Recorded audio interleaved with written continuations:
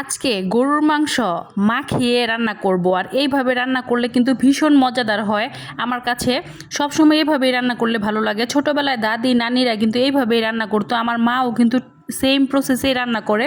তো আজকে আমিও হাতে মাখিয়ে রান্না করব গরুর মাংস। আর সাথে কি থাকবে জানেন তো? হ্যালো এভরিওয়ান, আসসালামু আলাইকুম। যেখান থেকে আমার ভিডিওটি দেখছেন আশা করি আপনারা অনেক ভালো আছেন। আলহামদুলিল্লাহ, আল্লাহর রহমতে আমি বেশ ভালো আছি। তো আজকে কিন্তু দেখতে পাচ্ছেন হাতে মাখিয়ে গরুর মাংস রান্না করতেছি, সাথে আছে ভুনা খিচুড়ি। তো আজকে খিচুড়ির সাথে গরুর মাংস রান্না করব। তো গরুর মাংসটা কিন্তু আমি খিচুড়ির সাথে দিয়ে দিব আর কি, একসাথে মিক্স করে দিব আর কি ভুনা খিচুড়িটা। আর এইভাবে কিন্তু খুবই মজাদার হয় রান্না করলে। আর আজকে কিন্তু ইফতারিতে এই ভুনা খিচুড়িটা মানে আমরা খাবো আর কি, সেই জন্য রান্না করা।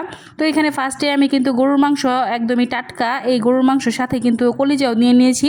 মানে যেভাবে বিয়ে বাড়িতে রান্না করে সেমভাবেই আমি আজকে রান্না করার চেষ্টা করব, দেখা যাক কতটা পারি। তো ফার্স্টেই কিন্তু গরুর মাংসটা একদম সুন্দর করে কেটে কুটে খুব ভালোভাবে পরিষ্কার করে ধুয়ে নিয়েছি। তারপরে কিন্তু এখানে যত মশলা আছে, বাটা মশলা সব কিছু দিয়ে দিয়েছি। এলাচ দারচিনিটা এক্সট্রা দিয়ে দিয়েছি।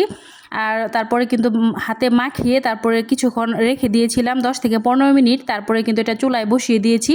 আর চুলার মধ্যেও কিন্তু 10 থেকে 15 মিনিট এটাকে রান্না করতেছি। রান্না করার পরে কিন্তু দেখতে পাচ্ছেন খুব ভালোভাবে এটাকে কষিয়ে নিতেছি।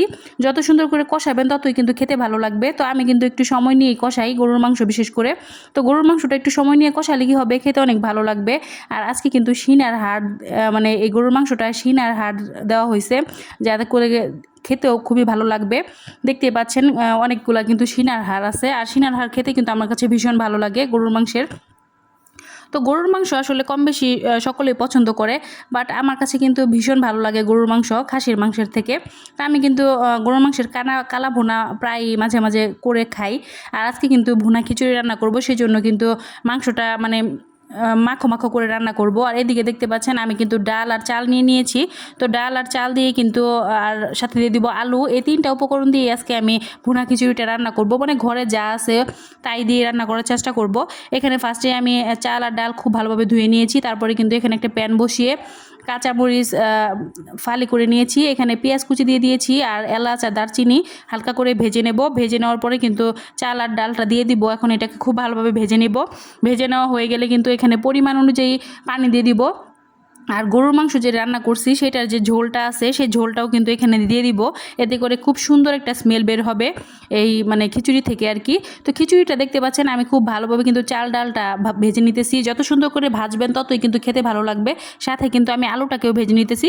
তারপরে কিন্তু পরিমাণ মতো পানি দিয়ে দিয়েছিলাম।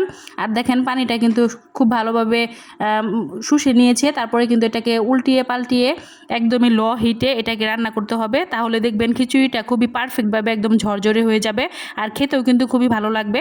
তো আজকে কিন্তু বাবুর্চি স্টাইলে আমিও রান্না করলাম, আর এটা কিন্তু খেতে অসম্ভব মজার হবে। দেখেই বোঝা যাচ্ছে একদমই কিন্তু ঝরঝরা করে রান্না করব। তো আজকের ভিডিওটি আপনাদের কাছে কেমন লাগলো অবশ্যই কমেন্ট করে জানাবেন। আর আপনারাও চাইলে ইফতারিতে এরকম পরিবেশন করতে পারবেন। তো সবাই ভালো থাকবেন, সুস্থ থাকবেন। আল্লাহ হাফেজ।